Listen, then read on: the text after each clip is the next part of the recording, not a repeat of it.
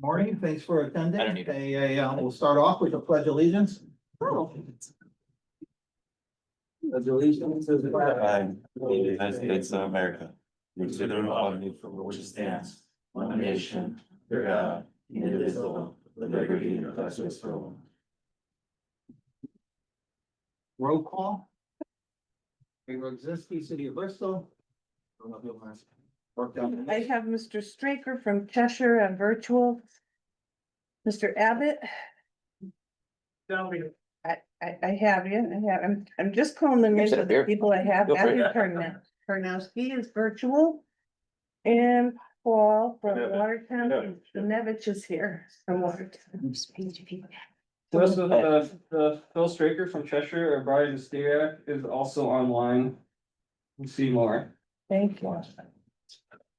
The people, the second. And, motion. Jose from Waterbury. Nick Siderick. From which town? You're on. You're muted. We can't hear you. Your microphone's on mute. That's all right.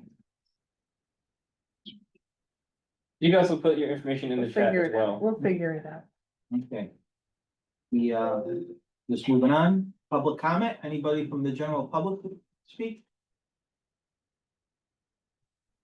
Not approval of meeting minutes, is there a motion to approve? So move. Is there a second? Bill, I believe from Cheshire must have made the motion to a second. And Virtual motion. Yeah, I second. And they, all in favor? Aye. Aye. Meeting. A, guest presentation, Connecticut T2 Center, speed feedback sign program. Jason? Morning, everybody. First, I want to thank you for putting me at the top of the agenda. I have another meeting I have to go to for our advisory committee, so I will be trying to make that. Again, I really appreciate it. For those of you who haven't met me yet, I'm Jason Hughes. I'm one of our two safety technical associates on the safety certified rider team here at the T2 Center. We provide free training and technical assistance to all 169 municipalities and the tribes in Connecticut. Next slide. First, I'm going to talk about the why. Our center completed a survey with all local municipalities or all local traffic authorities in Connecticut and asked what their major concerns were. As you would expect, speeding is an issue that our LTAs constantly deal with. Next slide. This graph shows that speeding was by far the biggest concern that was reported to us. You can also see that several other issues mentioned also involve speeding. So it's clearly a topic that we paid close attention to at our center and have shaped a lot of our training and our programs to help deal with that. Next slide. If I may, just before you move off that screen, not to interrupt your presentation. So these are complaints and you circled speeding to indicate speeding is your biggest complaint. Yeah, that was the biggest one that we heard from, and you'll see like speed bumps and you know, other things that definitely play into that. So if you really wanted to combine them all. So then I see 72 for traffic calming. Are the complaints I assume the complaints are they want traffic calming. Not, or are they complaining about traffic calming? No, definitely not. I would hope not. I mean, listen, I've talked to a lot of people, so maybe there are some out there who have a problem with traffic calming, but I surely hope not. Okay, so the 72 is 72 complaints, 72 that represents people that want traffic calming. Correct. Pretty high. And what, this is a question, not to put you on the spot, I'll let you finish your presentation, but speed humps and bumps, what's T2 Center's position on speed bumps and humps? So bumps we don't like. Those are the ones that are really short and tend to jar everybody who's in the vehicle. Speed humps, where it's more of a table and allows cars to slow down a little more gradually. You know, again, it's not a silver bullet. It doesn't fix everything. The problem with those is sometimes you put them on one road and then, you know, traffic will detour around that and traffic's an animal of its own. It'll find ways around things where you try to help. But speed humps do have traffic calming abilities when used correctly. I mean, it is what it is. But again, that's every case is its own, its own thing, and you have to take it in a case by case basis. So I do have some good information on speed humps if anybody needs that. I'd love to get it out to you. So, oh, there we go. So, like I said before, we provide training and technical assistance. Along with that, we have our free equipment loan program that towns and cities can use to help with their road safety planning. We have radar traffic counters, bicycle and pedestrian counters, retro reflectometers, many other tools, a bunch. We also hold training classes covering areas on road safety assessments, ADA transition plans, signs and line installation maintenance, and many others. We also bring in folks from federal highway. When all that levels out at the federal government, hopefully we'll have more federal people coming in to teach. But right now we have a bunch of classes up. Getting back to the issue of speeding, we also have speed feedback signs in our equipment loan program, which alert motorists to their speeds and help reduce speeding. With that, our center, along with support and funding from the Connecticut DOT, previously had given each municipality and the tribes 2 free speed feedback signs, free cloud service, and free speed management training. This program took place just prior to my arrival at T2 and was a huge success. We continue to receive great feedback from our local partners about the program. And due to that success and all the feedback, not only us, but Connecticut DOT has received the commissioner, we've been approved to do it all again. Next slide. So now my partner, Sean Berry, and I are putting the finishing touches on this new rollout, where we'll be giving 2 more signs to every municipality and the tribes. We listened to some concerns about the previous signs being heavy and sometimes tough to manage. So we were able to find smaller, more manageable signs, which use 12-inch integers instead of the previous signs, 15-inch integers. This means that these signs are perfectly suited for local roads because they're for speed limits that are 40 miles an hour or less, and they're much easier to move around and manage. The other good news is that they use the same batteries and the same cloud service as the larger signs, and will integrate smoothly into any speed management program that towns have already established. Along with the signs, just like last time, we were also going to bring in our friends from the UMass Transportation Center to teach speed management classes again this fall. We're going to offer 4 of those across the next year or 2. So every town will have an opportunity to attend that training. Again, all this is at no cost to the towns. Sean and I will be outreaching to all the local traffic authorities from each town and setting up a one-on-one meeting. So we can go over the program and deliver the signs and really answer any questions that they may have about the program, about how the signs work. We're also setting up we put the finishing touches on a couple of videos that are going to be posted on our website, which will show how to pull reports from the cloud service for every town if they want it, or just like before, you can always ask us to help you out with that.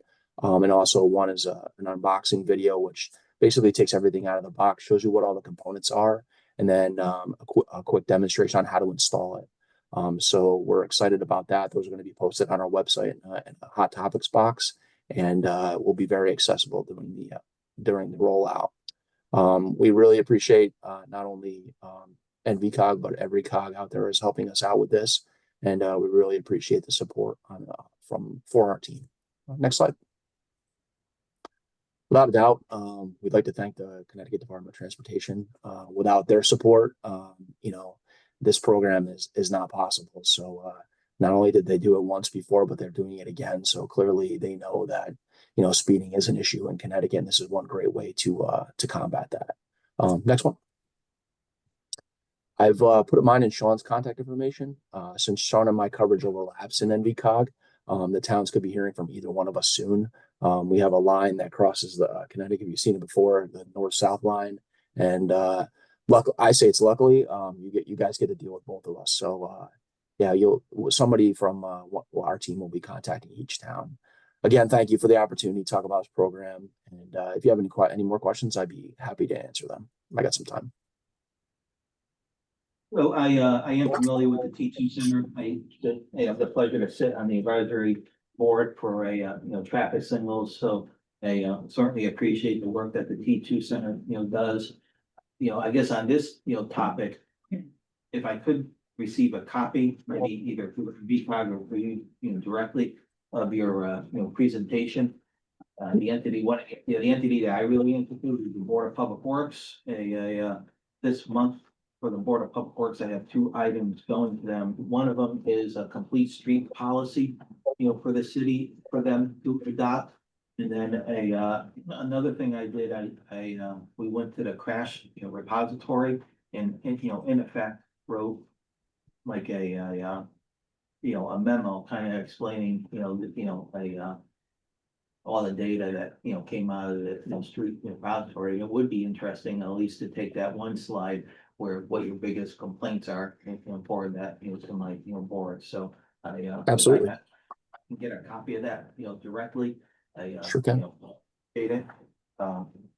With that said, my own little comment is truly, we do try to be proactive, at least I try to be proactive, so when, so I had a Board of Public Works, for example, talk about rotaries when there was, no way, possibility of a rotary project, in Bristol.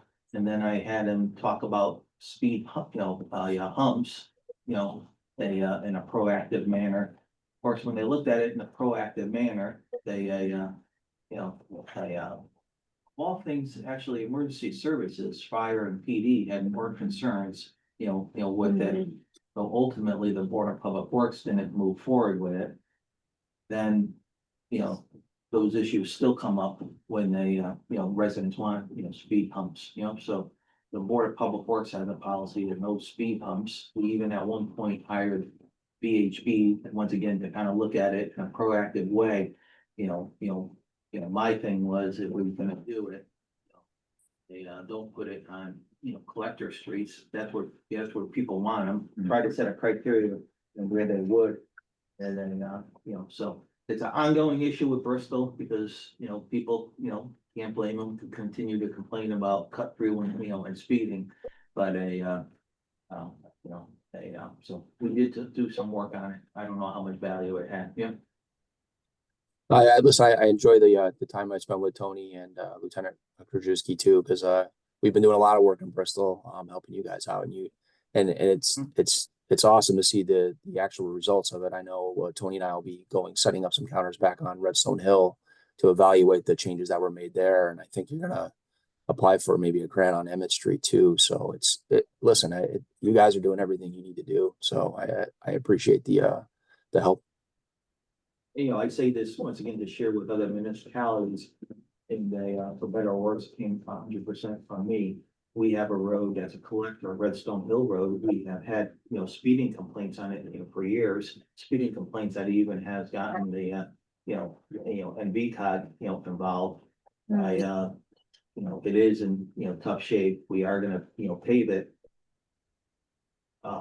We have to do some storm drainage work, so it was always scheduled to be paved in fall. In which case I said it was a great opportunity to, do something now. So we looked at doing a true, traffic, calming, probably move the curbs in. Honestly, that was too costly and so. What we ultimately did based on my recommendation was to put curbside, rumble strips, on. We, and the concept was to do it, and then quite frankly, if it's not effective.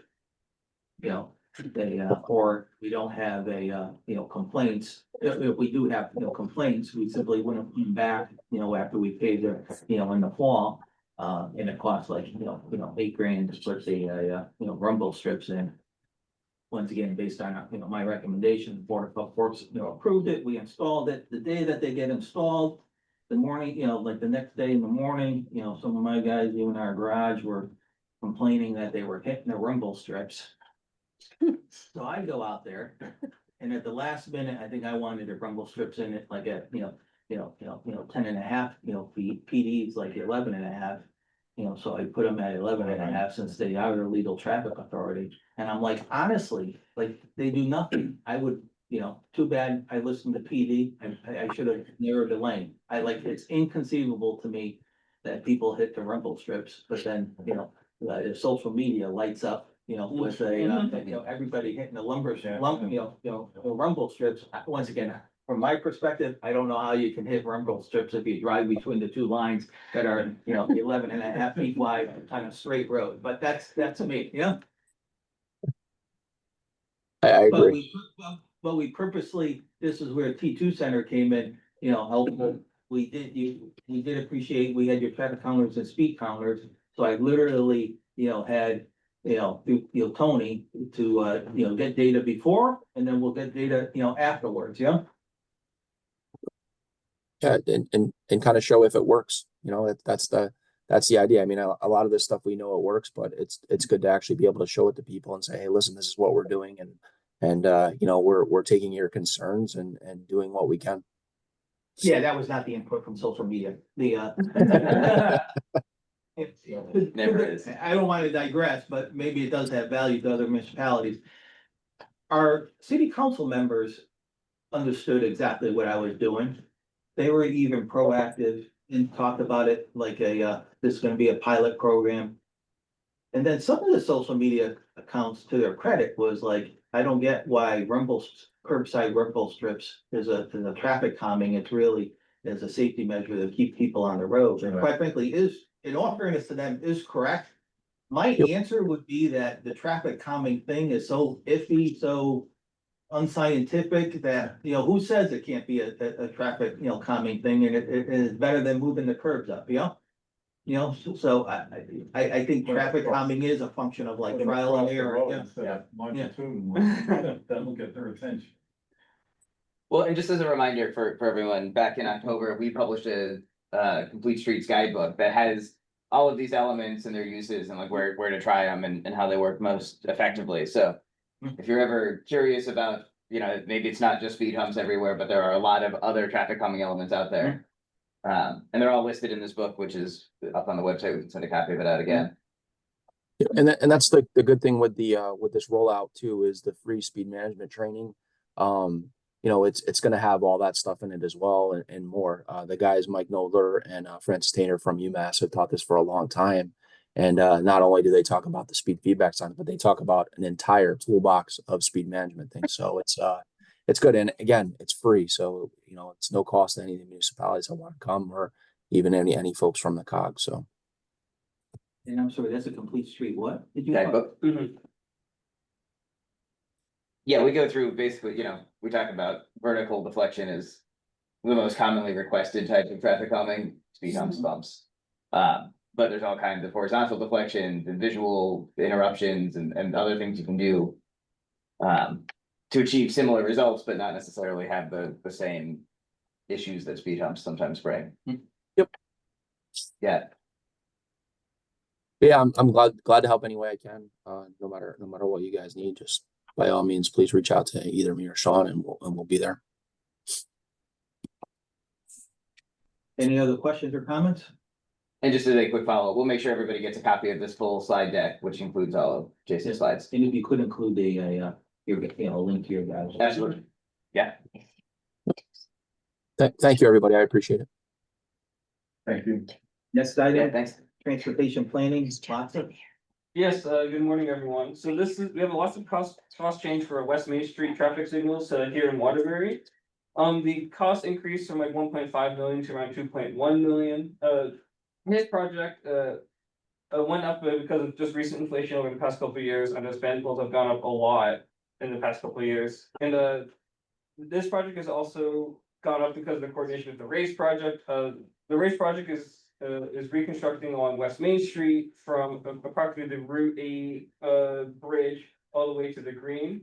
And these signals will be replaced during that project, being paid with lots of dollars.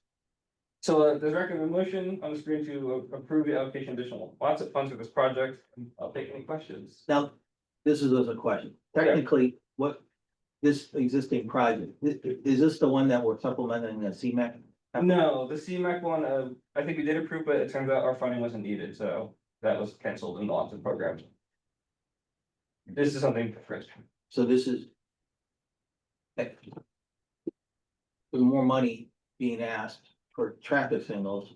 What was the original project? Traffic signals or roadway reconstruction that included traffic? It was the traffic signals just themselves, because the raised project is taking care of the road itself, but it wasn't taking care of the traffic signals.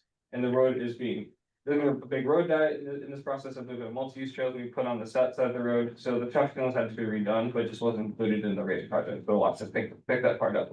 And how many locations is That's this? 2 intersections. I think just to show you what this stuff's going for now, that this is 2 intersections. Yeah. It's wild how much things have gone up. And this is based on the bid plus the, what's it, 20% from that lot system? Well, so this is still in design, raise is still in design, this is in design, but they're just kind of running the numbers again and. So this is the current design construction estimate plus the 20% contingency and. Yes, Is there a motion to approve? So move. Bill, you're still on board for a second? I'll second it.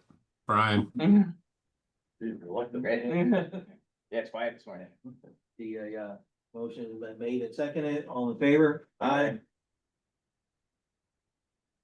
And I guess I didn't say any discussion, but We had it. the NRG raise project, Yeah, so Mark was just gonna provide a quick update, but in his absence, I will. We submitted an agreement to USDOT around the beginning of January and are still on hold with this project. And that is the update we have to share. the next one, protective project, The exact same update. We submitted this, an agreement executed on our end to USDOT in December. This one, we're a bit more hopeful will come through before the end of this year. And so with Protect, we have partnered with the Northwest Hills Council of Government, the Capital Region and Northeast Council of Government. To put together a full inventory and a resilience improvement plan for all of the road stream crossings that are not on state roads. The DOT is doing a similar project on state roads using the formula funds out of the Protect program. And so this would supplement that for all of your towns to put together a detailed inventory that you can use to apply for future. Hopefully, if Protect is continued, future Protect rounds or other resiliency funding programs. so that's 2 projects that were waiting for federal, is that just an administrative matter, or is that a more? Do we feel it's a more philosophical change in realignment? So it is both. The new administration has put all awarded but non-executed grants on hold for further review. And they are reviewing for changes in administration priorities. Unfortunately, we don't think the RAISE project aligns very well with the new administration's priorities, and that's why we're more concerned about that one being released. But Protect being an infrastructure primarily, or an infrastructure forward program, we think may still come through. But yeah, it is both Is it non-lane alignment geographically associated with New England, or is it or is it philosophical associated with the project objectives? yes to both. Yeah. So we, between 2016 and 2020, Connecticut won no discretionary awards. We anticipate a similar challenge for the next several years. But we also, the administration, USDOT's put out guidance that specifically calls out that they will not be releasing funds for projects that are primarily bicycle projects. They will be prioritizing funds based on demographic trends that don't bode well for Connecticut. They're looking at things like marriage and birth rates, which we certainly fall behind a lot of the country in. And so both geographic and projects content doesn't quite align with what the department has said they tend to fund. We've been in touch with DOT, with state government and with our congressional delegation who are all pushing these issues with USDOT, but we're at their mercy at the moment for when they're willing to release these funds.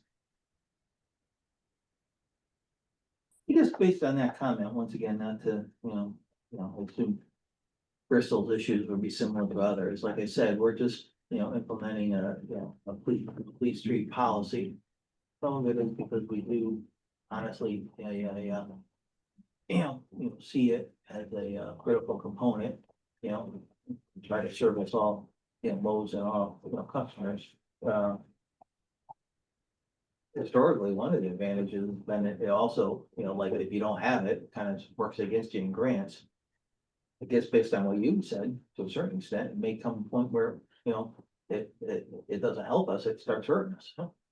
That'll be a challenging question to answer because for Connecticut, for state funded grants, I don't think that will ever be the case. I think the state Yes, I think the state will play a bigger role in funding projects at the local level, and the state is moving further in the direction of complete streets and prioritizing non-motorized users. And so I don't think it will ever be an issue at the Connecticut, certainly the Connecticut DOT level, but I think any state funded program. yeah, I would also think that in all fairness, to Bristol, we would never have a transportation project that rises to the level of like true federal, in which case we wouldn't. You know, because we're in Connecticut, we probably wouldn't get it anyway. At least for the next several years, I think that's a pretty safe bet. Yeah. You know, and I think we see these kind of policy swings, they happen. And so I would anticipate that even though the current administration's priorities are less focused on complete streets, at some point in the next several years, that may change again. And having the policy in place and having worked toward implementation will certainly be a benefit, if nothing else, because having complete streets in town is beneficial from an economic development standpoint and roadway safety. And not, you just said the Federal Highway Administration's guidance says what about lights?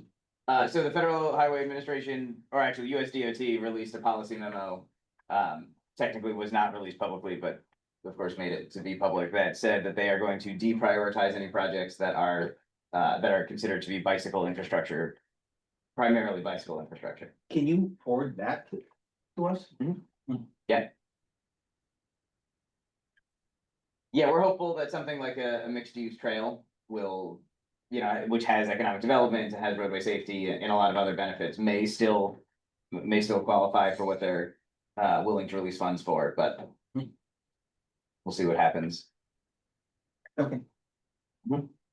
Any questions or comments? If not, UPWP. Yeah, so I just wanted to share a bit of an update that we as the MPOs operate on a 2-year planning work program. The next planning work program for both the Central Naugatuck+Valley MPO and the Greater Bridgeport Valley MPO begins on July 1st. Those documents are currently up on our website. We can send links to them out in the notes from this meeting.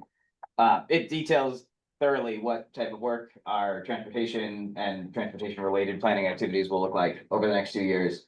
And so we encourage everybody to take a look. Please feel free to make comments. We are still in a public comment period through the end of this month. And so if there's things you'd like to see in there or things that, we could tweak a little bit to work better for you, please let us know. But it does detail a lot of what we'll be working on and how that will be beneficial for your towns. So we encourage everyone to take a look. We break our UPWP down into 7 tasks. And of those, the 4 primary ones are data collection and analysis. I know many of you have worked with Richard and our GIS team to get data for your towns, as well as with Tayo on roadway and traffic data. We will continue to provide that service through the next 2 years. Then we have our transportation planning and implementation, we're calling tasks 2 and 3, which is the vast majority of the work that we do as an agency. And in this, we're looking at not only roads, but trails and sidewalks and rail and bus infrastructure. Great. We'll be in the middle of a freight plan over the course of the next 2 years. And so, and then the last one, we have a technical assistance category. And so anything that we do that is direct technical assistance to your towns also falls under the UPWP. So please take a look and let us know if you have any comments on it. Okay. And then just, any questions or comments? If not, active transportation plan. I'm gonna let Kate speak about this one. Thank you and good morning. So we have been working on the active transportation plan that we picked up again after stopping work on it for a bit in 2024. We've been having active meetings with the project advisory committee. There's actually one today following this meeting at 11, if anyone's interested. We meet roughly once a month, sometimes every other month. Currently, we have drafts of the chapters 1 and 2 written. So chapter 1 is the purpose, goals, and vision. And just a recap, because I'm not sure how in depth we've gone with that vision. I know TTAC did approve it, and we've done some brainstorming and workshopping with it. But right now, the vision for this plan is the Naugatuck+Valley Active Transportation Plan will advance NVCOG's goal of mobility equity by investing in a regional active transportation network that ensures walking, rolling, bicycling, and other forms of active transportation are viable, convenient, and safe options for all users, regardless of age, ability, and income. So that is the lens we're looking through. The purpose is to really identify the needs, deficiencies, and enhancements we need in our region, with the goal of progressing our goal of Vision Zero by 2060 for the NVCOG planning region, and also enhancing pedestrian and bicycle facilities, as well as addressing complete streets and a policy for the region. For our chapter 2, we're focusing on a regional profile. So we've looked at demographics for each municipality, from population to age, income, means of transportation, and vehicle availability in each municipality. And I've reached out to folks now to actually inform chapter 3, which we're putting together. It's the existing conditions chapter.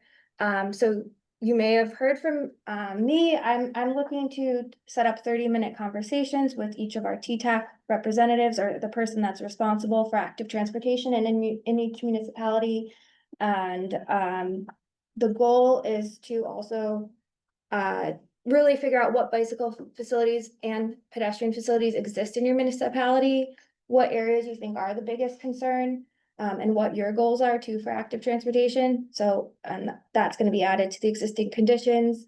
We're also including our trail networks, any sidewalk networks, as well as taking data from the active transportation survey that ran last year, which 508 folks responded to. A lot of folks did point out areas in their municipalities that were issues or concerns. So we're compiling all that data for the plan. And yeah, so that's kind of where we're at. And just lastly, we did do a tour of the region in coordination with the CTDOT Active Transportation Unit as they put together the statewide active transportation plan. And that was on May 6th. And I do thank Ansonia, Southbury, Watertown, Plymouth, Bristol, and Waterbury for being hosts for locations that we really did want to point out and showcase as potential opportunities and or areas of concern. I could take any questions if anybody has any. Any questions or concerns? I appreciate the NVCOG coordinating that with the DOT. Yeah. Thank you. Not a road safety audit. Okay, so thank you again. This is an opportunity that I wanted to bring up to TTAC. The T2 Center with Jason, Sean, and Lisa do have the ability for us to set up a training here to talk more about road safety audits. This is a new opportunity that we are providing. We've already completed one in Waterbury, and we're working on a second road safety audit with Baldwin at Baldwin Street. But road safety, there's T2 can walk our municipalities through how to do a road safety audit, and we can actually pick a training location in one of our municipalities to use as the training site. So I wanted to bring this opportunity up to see if any municipality might be interested in having an audit done on a local road in their municipality. The caveat is that there also should be a training location that we could use for the workshop part of this training close by to that, to the wherever we choose to do the audit.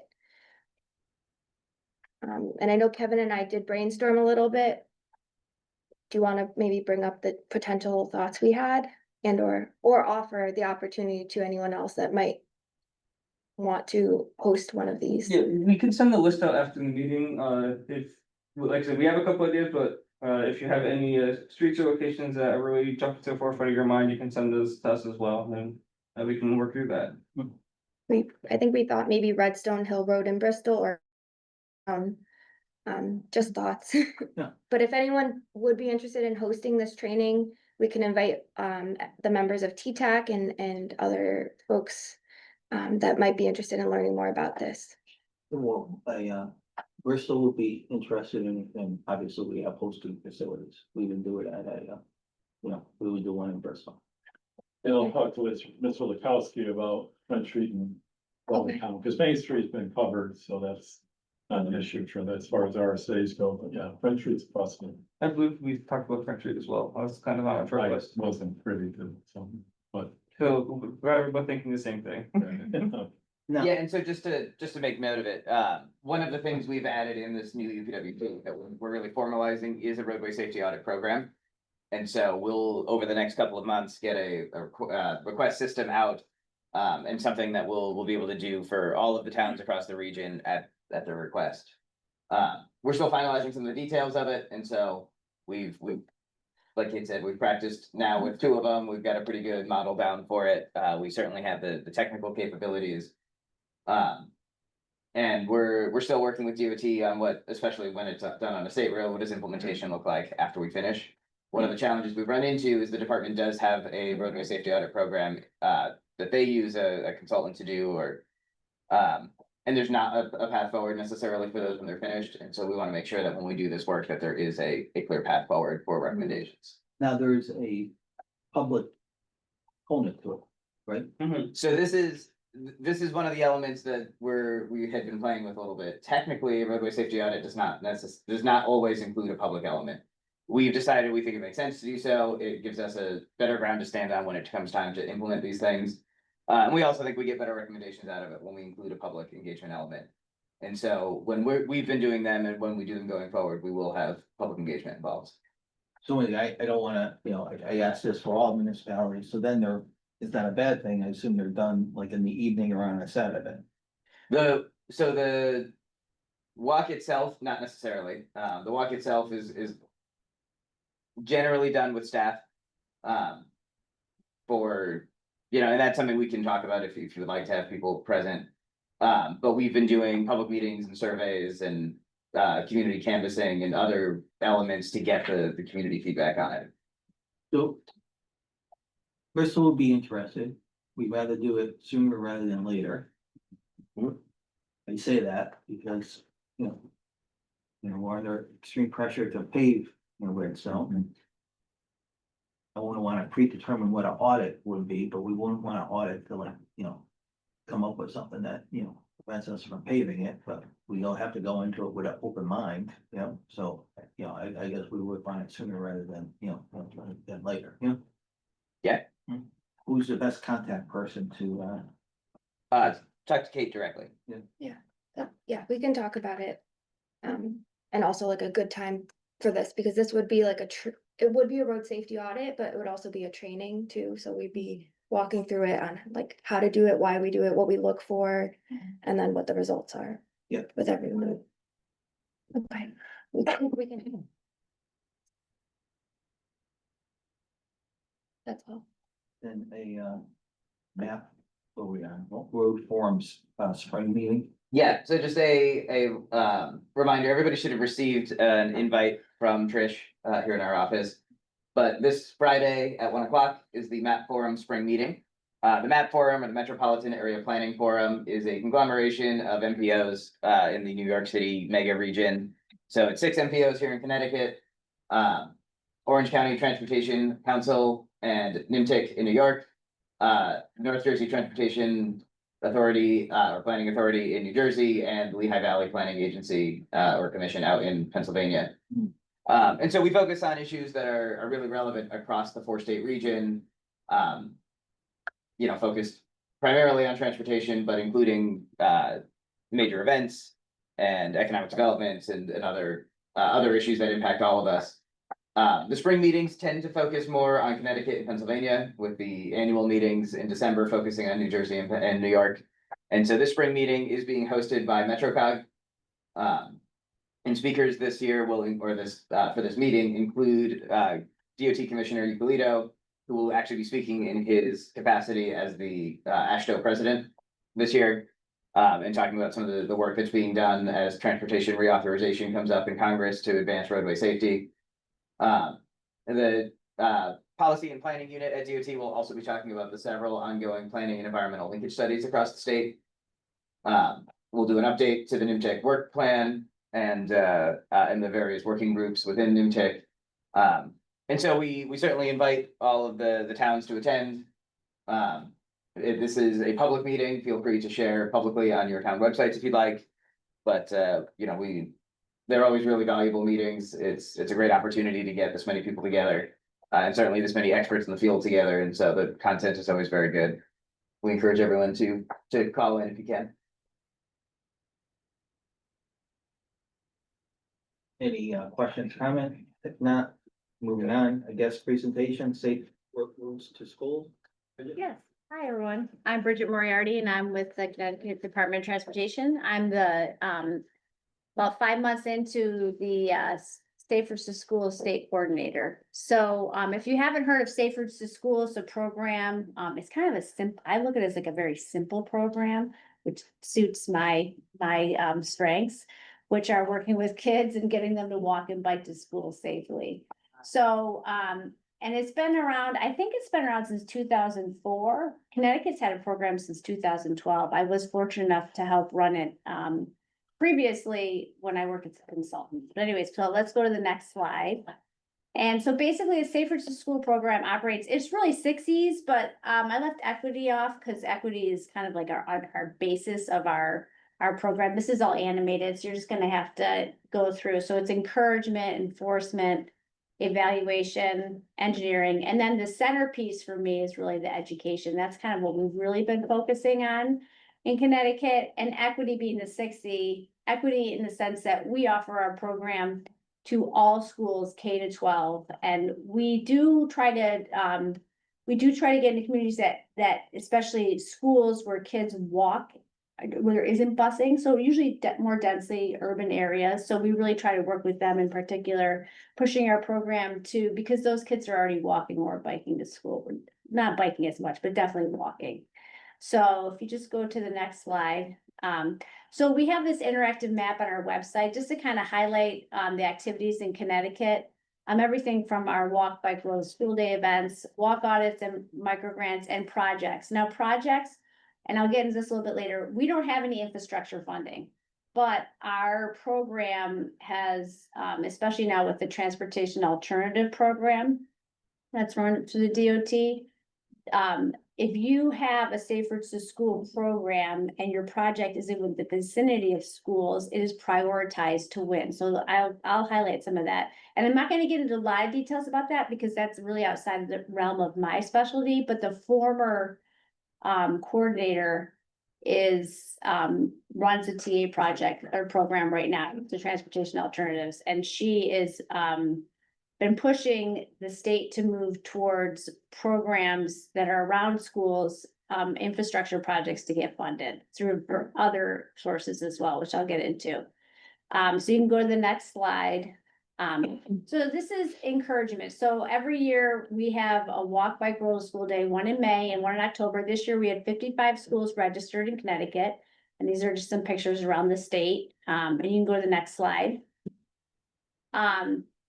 And with the walk, bike, and roll to school events, we have like this launch date, whether it's in May or October. And one of the things that we find that are challenges for communities in signing up their schools is whether it's the speeding, as the T2 Center, everybody else knows as well.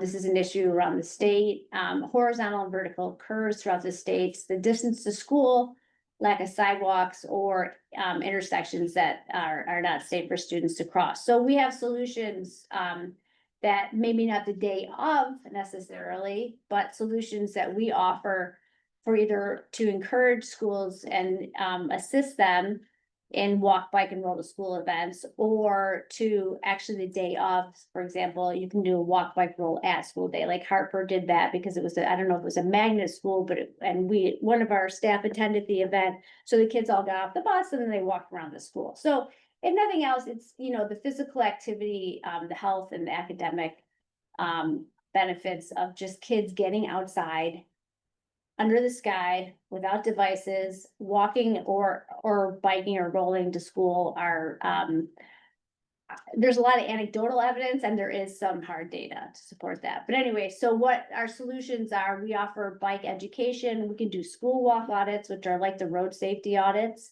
around a school. We can work with crossing guards. We also map safe routes to school. We can go online. We can also walk the routes and help schools identify the safest ways for students to get to school. And we also have walking school bus and bike bus guides, which I'll get into. So the next slide, please. All right, so this is a bike bus. These are kind of like getting popular around the state and they're really fun. I participated in this one. This is in East Hartford. This woman, Leah Knapp, she's a phys ed teacher, 7 months pregnant in the picture. And she led this bike bus. These students are at is it Silver Lane? It's a community school. And she did 3 events this year. And there were 2 consequences that were beneficial besides the kids were just so excited, as you can tell. It's just really fun. And we did about a mile ride. We met at a spot and then kids would join us as we went. And the school, the bike bus acts like a bus, but obviously the leader, the driver is a teacher or a parent. And you know, they drive the kids into school with, you know, but they don't ride their bikes. And there's 2 things. One, they said attendance has increased, and they also said, what's the other thing? Attendance. Oh, and then the community, parents in the community started buying bikes and like riding bikes on the weekends. Moms were telling me, I haven't ridden a bike in like 20 years. And this is, you know, this is a lower socioeconomic neighborhood. Anyways, they're awesome. So if you're interested in that, we do have a bike bus guide that we just put on our website. How to start a bike bus. We can come out, our program will come out. We have league certified instructors that can come out. We can do well, I'll go to the next slide because we can, in order to do this, we can also do education, which is kind of farther along the slides. But in that case with Silver Lane, before we did the bike bus, we went in with a staff of about 6 people. We had an in-school or not on bike, but we did an on-scooter activity, but we did an in-school training where we did like helmet fits and bike safety. And so prepared the kids how to ride safely in a bike bus. Another of our 3 E's, engineering, enforcement, evaluation, our walk audits that we offer.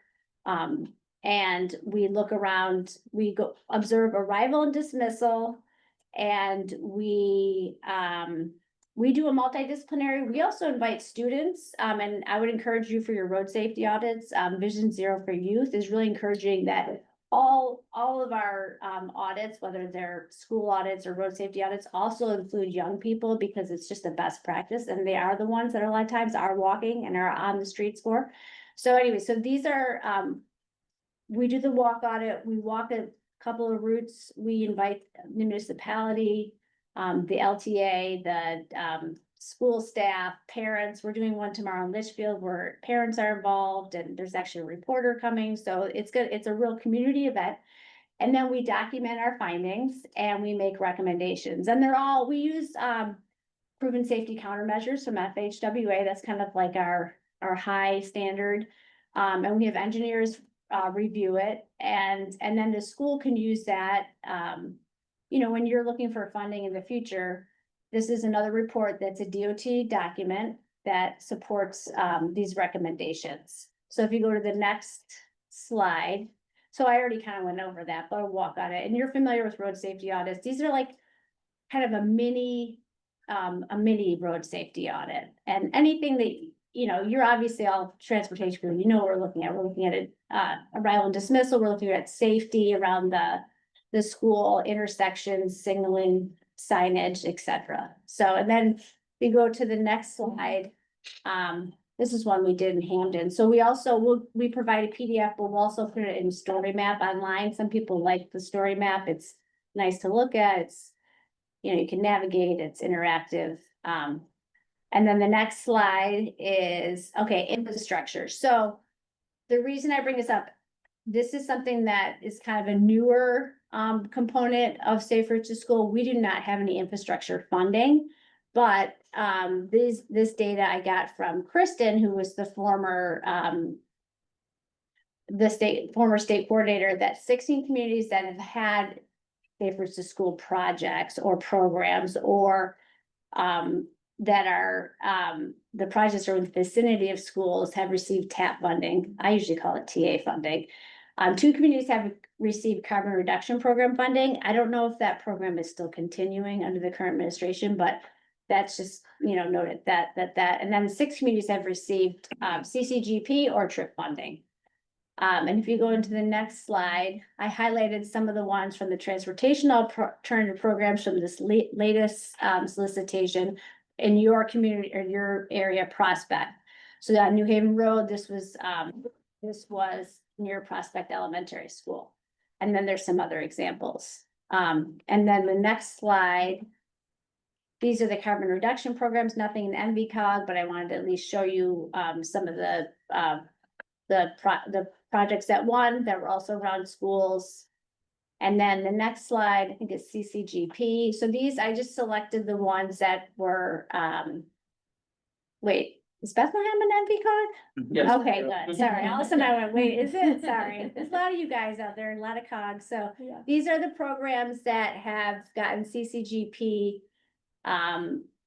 awards that are projects within the vicinity of with schools. So, and then the next slide is education. So this is really where kind of like the meat and potatoes part of the program is because this is something that, we know the infrastructure is vital, but without education, it's just, you still have to, kids still have to know how to press a button to cross the road, or they know how to know to ride on the right side of the road versus the left. So these are 3 trainings we've done this year, one in Hartford, that one in the center is New Britain. And the one on the right, I believe, is East Hartford. There's an online registration form. Throughout the summer, we also offer the program. So if you have camps or churches or anything, libraries that want even a tabling event, we do on bike, we do off bike, we do active trainings, we do, tabling, we have mock maps, so we can do a lot of different approaches to fit communities' needs.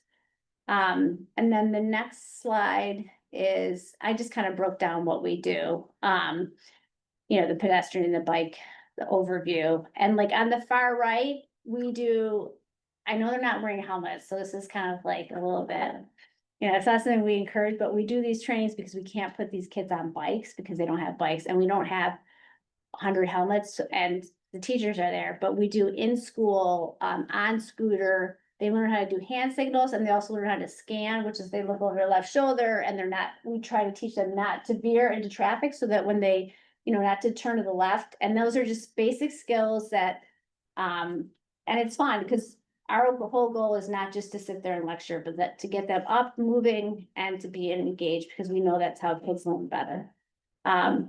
And then the next slide is the active transportation microgrants, which is in the active transportation unit where Safe Routes to School is housed, but I'm only the only reason I'm involved is because the active transportation microgrants then kind of foster communities that get these grants, especially bikes and helmets, to then reach out to Safe Routes to School. Because really what we want to do is we don't want to just give people a bunch of bikes and then walk away. We want to give them bikes and the tools, but we also need them to know how to ride safely. So NVCOG to date has received a lot of money, which is awesome. So glad you guys are taking advantage of it. And we're really encouraging, especially Waterbury got a lot of money this year to get more involved with the education piece. And obviously the free of cost. And then the next slide is, so I just did kind of like a little overview, and I apologize if I left any of your communities out, but these are, since I've been here, we've done the Ansonia Health Fair, we did the Thomaston Youth Summit with Kate, we did, last week we're in Fisher Elementary School, we did a bike education, it was really great, Walk, Bike, Roll School Day, Cheshire, Waterbury, and Derby have participated this past year, and then the walking school bus. I am not involved with that, but that's at the Irving School in Derby, and I think the previous team led something there, but I've just been in contact with them. And then active micro transportation grants. Those are all the communities that have applied and won and are using, and these are all pictures from, that's Cheshire on the far right. I think the middle might be Ansonia. And then the far left is Ruby Bridges Day. I think that, I don't know. I didn't attend that. That might have been Derby or Ansonia, but I know it was definitely within NVCOG. And next slide. All right, and that's my contact. So if you want us to come to your school, if you want us to come to your communities in any way, we'd love to come out and work with you and get kids outside, being healthy and safe and getting off of their devices and moving. So if you have any questions. Thank you very much. Anybody have any questions or comments? If I can just mention, Tayo has been actively trying to reach all of our towns about the micro grants. It is a set amount of funding every year from the state. It is a no match program with very, very easy compliance requirements. And we highly encourage every town to take advantage of it. Because it is not competitive and because it is not sub-allocated, the more we put in, the more money comes to our region. That's a win for everybody. Waterbury in the last quarter received funding at each of their schools, which was 1,200 bikes for the city. 1,400. 1,400 bikes that will be distributed across Waterbury schools as a result of this program. It's a fantastic program. We encourage everybody to take advantage of it. Really, one of the things I have, in Bristol, that honestly, again, I say it probably common for most municipalities and even I would acknowledge at the end of my story, you may have some, criticism or input, but we have an issue where, we really don't have necessarily a overall, sidewalk priority, program. If we did, it would be, next to the schools. But then every so often, I say every so often, every, couple of years, and we have typically it's one person is the advocate. That's not, like a bad thing, and their head is completely exploding because they're dropping off their child or picking up their child. Sometimes it's even the grandparents, and they see all the commotion at a school, and they're like, they come to the city and it's like, you absolutely have to install, sidewalks, next to the school. You gotta do it in the next, 10, minutes, and it's absolutely horrific. And in all fairness, here's a picture, shows how horrific, it is. When we look at it, and from my perspective, I like sidewalks, so I always support, sidewalks, but, now it's like the crisis of the moment. And I don't necessarily know if it's really the crisis, of the moment, but quite frankly, from their perspective, they just been exposed to a safety issue. Of course, it's the site, crisis, and on top of that, or at least in Bristol, and I believe with most municipalities, I personally can stomach telling somebody we're gonna install sidewalks, it's a public benefit. Oh, and by the way, of course, with our, the ordinance, you have to, plow them, or we're gonna, remove snow, or you're gonna be, ticketed, and honestly, 15 years from now, when there's a crack in it, we'll also, knock on your door, but that's the reality. Of course, the person that is advocating the sidewalks, they don't, see that. To me, the property owners adjacent to the walk have a say, should be able to speak into it. What weight that gets given is created on, plus and minus of public policy.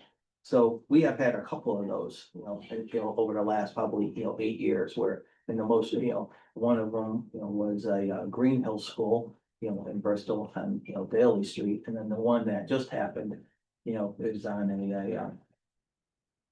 right off 69, south, street school there. Once again, it's head right.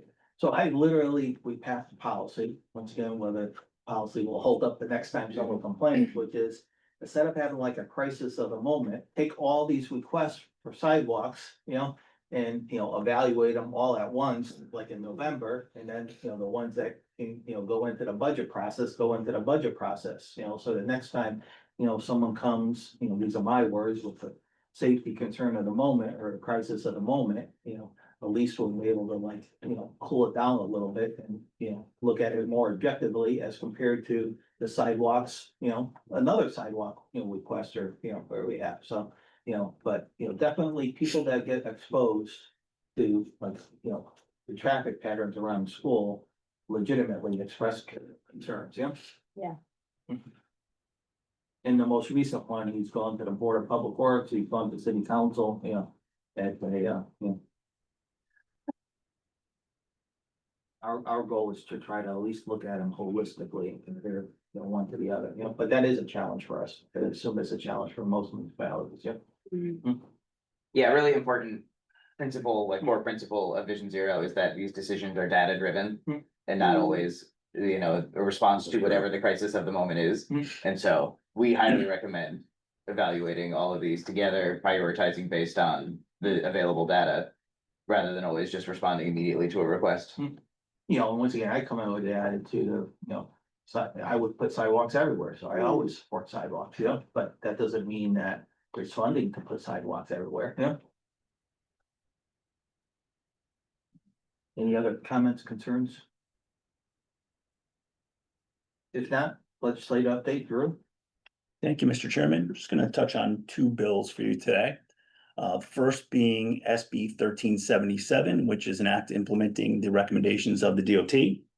Among other things, this bill increases the prohibited parking distance from an intersection or approach to a marked crosswalk or stop sign yield signs from 25 feet to 30 feet.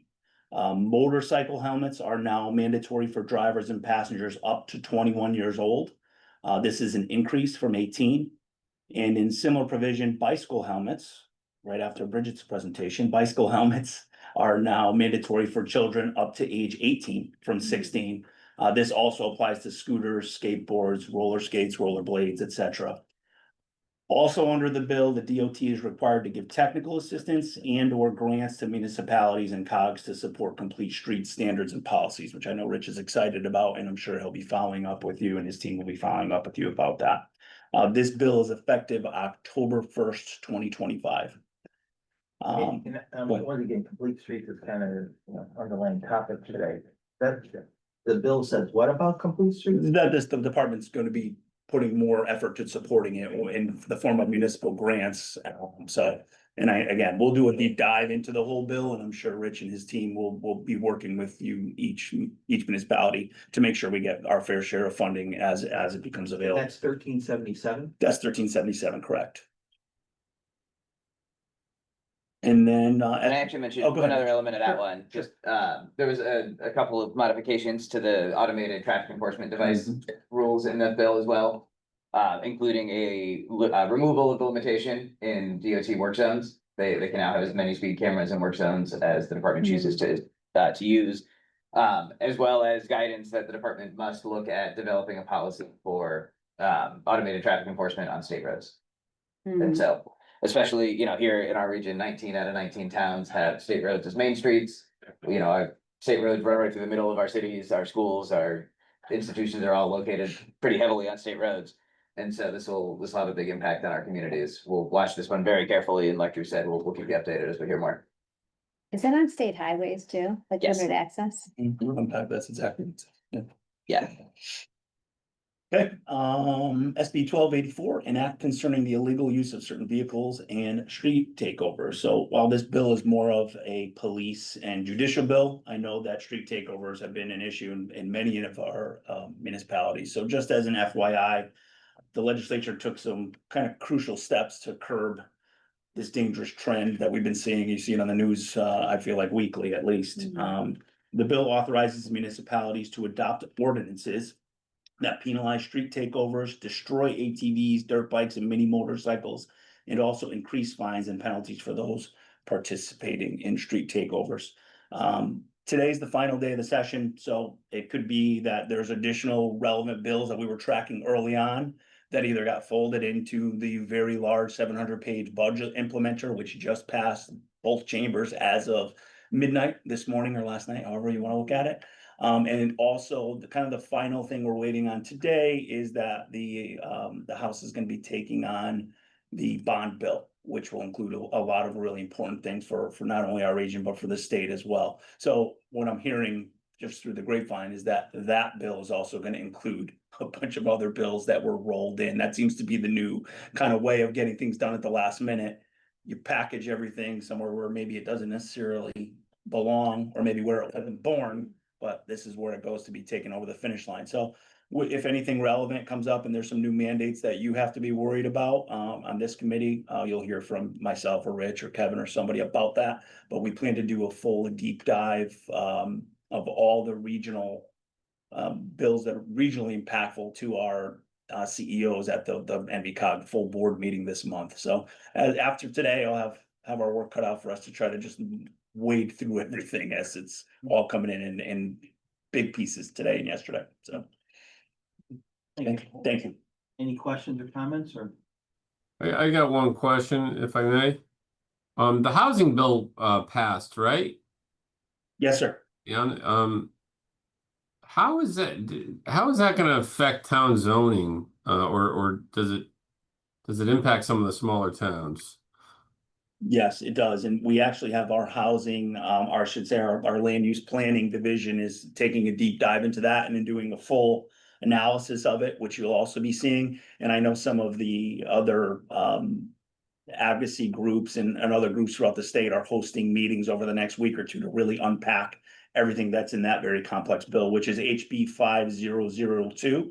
And if you do go to, the state website, there is some new OLR analysis of all the provisions, because it was amended a couple times at the end of the finish line. So, What was that bill number again? 5002, and it will, Brian, impact local zoning. I mean, that is kind of what the opponents of the bill were most up in arms about. There's a lot of things where, your previous local control on certain provisions related to minimum parking requirements and everything have really been altered. I won't say they've been taken away in a lot of instances, but they have been altered, and it may be that some of these things are permissive, but others, if you don't adopt an ordinance or something to counteract whatever was put into statute here, you're gonna be on the hook for something that may not really fit the character of your specific community. So again, you'll hear from our land use planning division more in detailed about that. Look for something probably from Savannah Nicole from our team.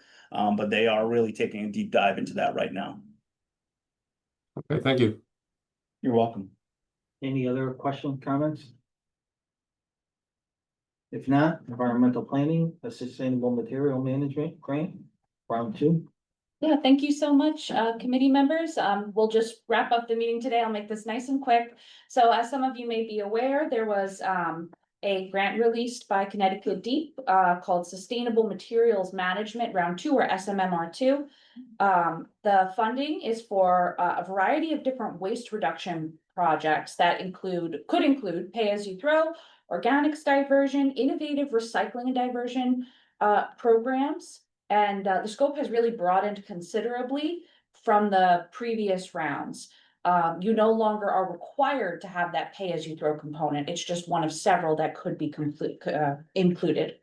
So there are two important, very new provisions this year. First, DEEP is no longer funding pilot or temporary programs. It needs to be a permanent program where you demonstrate financial sustainability beyond the grant period. The second thing is that funds can't be used to come into compliance with laws or regulations. And I think this is especially applicable with the new school-based organics requirements. So it couldn't be used for that if your school will trigger that law. But that being said, there is plenty of opportunity for NVCOG towns to grab a slice of the 7.5 million that's on the table here. So strongly encourage towns to apply. We are getting towards the due date of June 27th. Please let us know ASAP if you would like a support letter from NVCOG or any other technical assistance we could offer. I also wanted to very briefly mention that we are applying for a regional grant under this program. The grant would be to subsidize the backyard composter sale that we've held, I think, for 4 years now. We usually do composters and rain barrels. This would be strictly composters and accessories made available to residents of the region, with the grant funding going towards a really, really steep discount to make these extremely affordable and get as many folks composting in their backyards as possible to divert from the municipal waste stream. With that, I'm happy to take any questions either about our regional app or about municipalities who might want to apply for their own. So Bristol was looking at potentially applying for, for organic, a grant for organics. It would be school concentrated. There are a couple schools that you know, we look at will be required to by law. Hmm. So if we just did those, it wouldn't be grant eligible, but if we did all schools in Bristol, even though a couple of them are required. I would assume that that wouldn't prohibit us, our grant. Yeah, I don't think they would fund that because it would trigger the law. They are. Look, so there is no match required for this, but if perhaps you wanted to structure it, That's super. Gesundheit, so that it is a big package, and then you carve out the portion that's required by law and make that your in-kind donation. That might be something that's quite attractive to them, because then they're getting all of Bristol instead of just a portion. If you have specific ideas like that, please feel free to call or email me. I'm happy to talk it out with how we could structure it. You saying there is a match or is not a match? Sorry, there's not a match required. They look favorably upon leveraged funds. So if you can show them we're doing a match, they're more likely to fund you.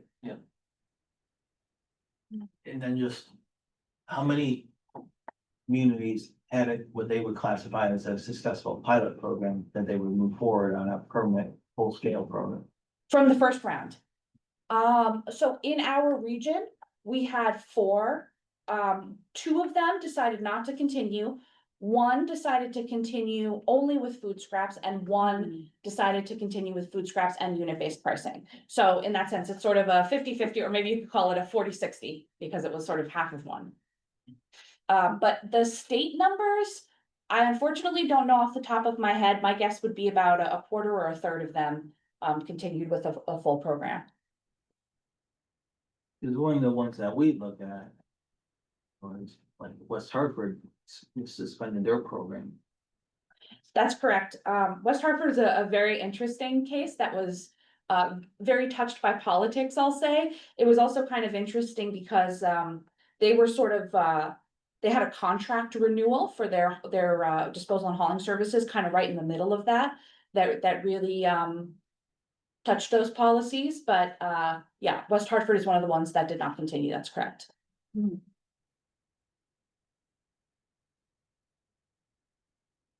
Any other questions, comments? Thanks for always indulging these waste updates at our transportation meeting. But you know, we get the public works staff, and we're happy to have an opportunity to reach you guys. There's no other items to add. Is there a motion to adjourn? So move. Okay. Motion moved, seconded. So no discussion, all in favor? Aye. Thanks everybody, thanks for the time. Next meeting is August 6th.